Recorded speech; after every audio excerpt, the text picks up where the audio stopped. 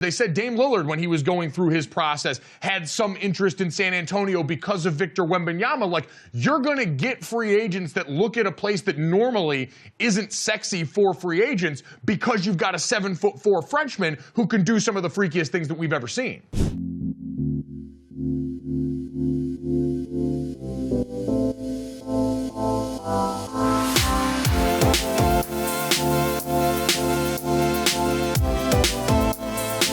As the guy who has now become the odds-on favorite to win Rookie of the Year in the NBA, going up against Chet Holmgren, his fellow large giraffe son, has inspired a lot of interest over the last couple of days here. And Dad, Claudia, I want to start with this one from Dad, our former friend, or I should former colleague, Ramona Shelburne, still current friend. Go. Love Momo.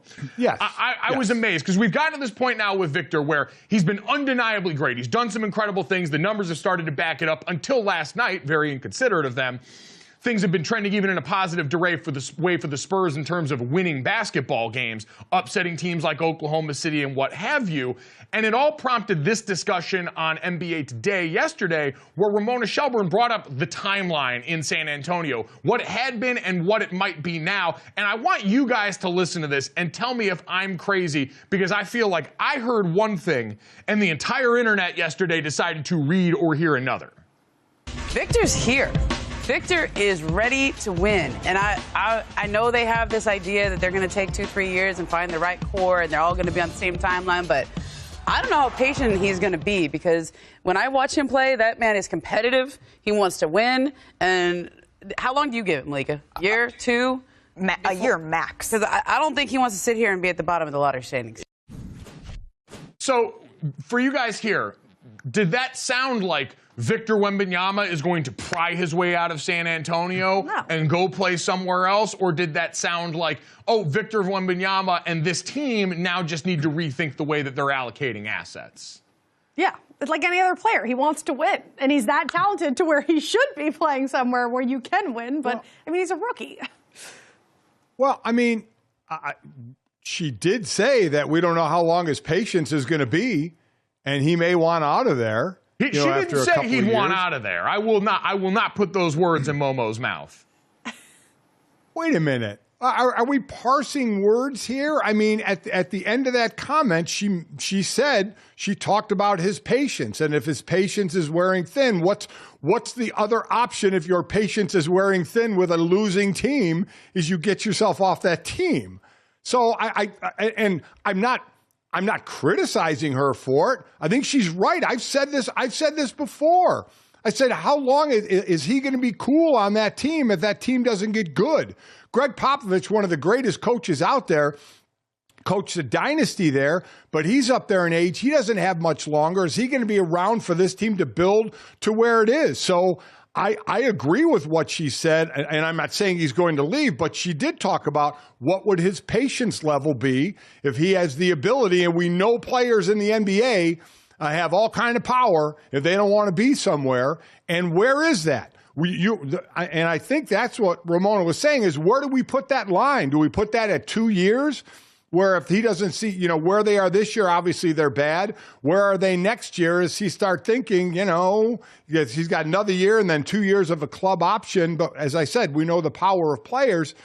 So I don't know. I think she was saying, will he get a little antsy if this team isn't good in a year or so? See, I just read all of that as this sounds like the team is going to have to reimagine or retool what they thought the timeline was. Because I think there was some people that had questions, especially like I mentioned, the first half of the season.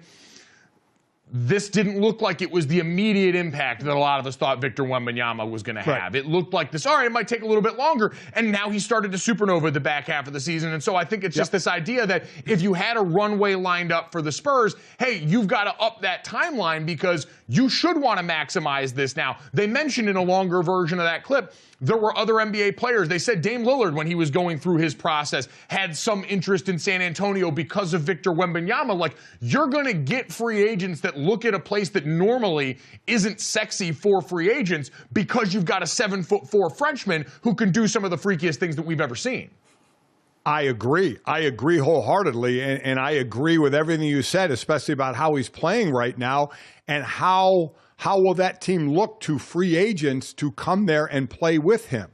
My only thought was, if they still aren't good, if that doesn't happen and they're trying to build through the draft, how long does it take and what's his patient level in doing that? But I am interested in the offseason of how well he's playing now, is to see what players will say, yeah, I want to come down and play with this guy. Yeah, and this whole conversation is kind of underscored by a sensitivity of small market fans who look at places like ESPN and others and think, oh, they don't want our team to have this star. They want to have him on one of the coastal elites and do something like that. I always think it's somewhere in the middle. Like, unfortunately, the Spurs overall have not been a great basketball team this year until recently, so there hasn't been a ton of great stuff to talk about on the court for this team. Victor Wembanyama is the most overwhelmingly interesting thing about them.